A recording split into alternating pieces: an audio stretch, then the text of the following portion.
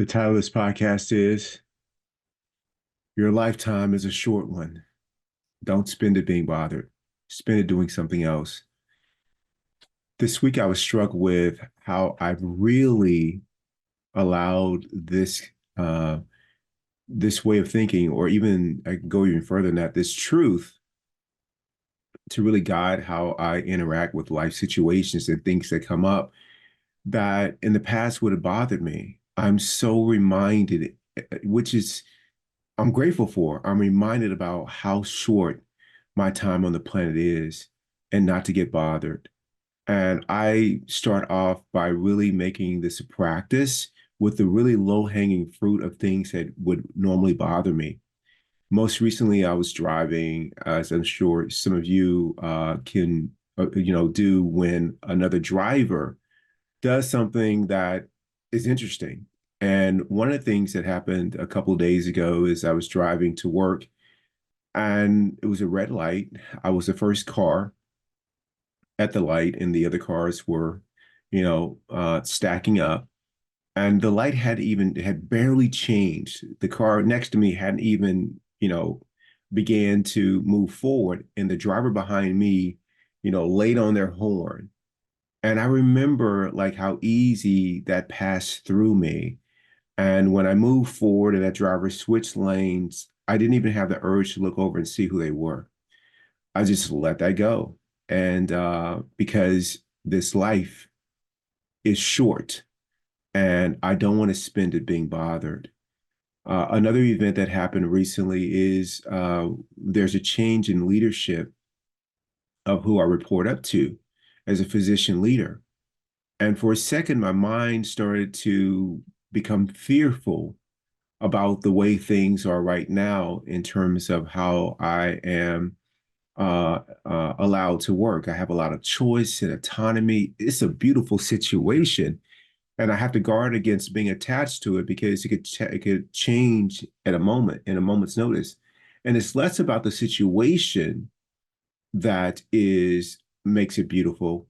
It is my choice to see the situation as beautiful that is really what's making the difference. I could be in this situation and feel like and have a problem with it, but I'm choosing not to. I'm choosing to see the situation, be like, man, I can't believe the freedom I got and how much choice and autonomy I got, and this is wonderful. But my mind showed up for just a second that personal self, got triggered, and it started to become really worried about the unknown, about what was going to happen. And I said, I'm not doing that. I'm not spending my life being bothered by that. I want to spend it doing something else. And I let that go too. And whatever happens, it will happen and it will, be wonderful in one or more ways. In one way it could be is that it could be a even bigger realization of the way things are working for me now, or it could be an opportunity for a practice for me to continue to let go of myself so that I can make this experience beautiful with the new leader. So that's a choice too. I have a friend that every time something new happens, they start to worry about the next thing. And in the past, I would have, brought their attention to like, do you understand what you're doing? Like, you have this new experience that you barked on, last fall, and it's unknown.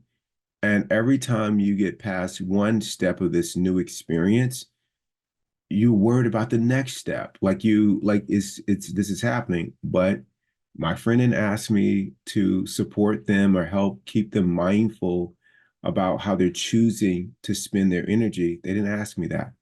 So why should I feel the need to you know, uh, give them a gentle reminder to stay in the present moment and not spend their time doing that?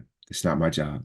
I have rules for Keith, not rules for anyone else. And I think that one of my rules that I have embraced without actually saying or articulating is that my lifetime on this planet is a short one. I'm not going to spend it being bothered. I'm going to spend it doing something else. And what that is using every single moment to be present and to work on myself so that I can continue to just give, love, sprinkle kindness, experience joy, and serve the moment that's in front of me. I hope you will too.